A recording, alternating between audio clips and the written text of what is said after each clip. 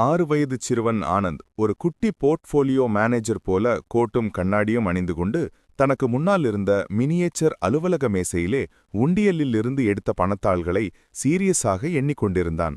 லேப்டாப்பில் பங்குச்சந்தை வரைபடங்கள் ஓடிக்கொண்டிருந்தன. அவன் அம்மா உள்ளே வந்து, "ஆனந்த் ராஜா, என்ன இது? உண்டியல உடைச்சி என்ன பண்ணிக்கிட்டு இருக்க?" என்று கேட்க, ஆனந்த் அம்மானை பார்க்காமலேயே, "அம்மா, நான் இப்போ ஹை ரிஸ்க் முதலீட்ல இருக்கேன், டிஸ்டர்ப் பண்ணாதீங்க, நேரம் ரொம்ப முக்கியம்" என்று பதிலை வீசினான். அவனுடைய தீவிரத்தை பார்த்து சிரித்த அம்மா, "ஹை ரிஸ்க் முதலீடா? உனக்கு இன்னும் அரிசி பருப்புக்கும் ஆப்பிள் பழத்துக்கும் வித்தியாசம் தெரியாதே, இப்போ என்ன ஆகப் போறதா சொல்ற?" என்று கேட்டார். அதற்கு ஆனந்த் பெருமையோடு நிமிர்ந்து, "நான் இப்போ குட்டி கிடையாதம்மா, இப்போ நான் வேர்ல்ட் கிளாஸ் போர்ட்ஃபோலியோ மேனேஜர். நான் இப்போ காம்பவுண்டிங் இன்ட்ரெஸ்ட் ஃபார்முலா போட்டுக்கிட்டு இருக்கேன். வருஷத்துக்கு 300% ரிட்டர்ன் உறுதி" என்று அறிவித்தான்.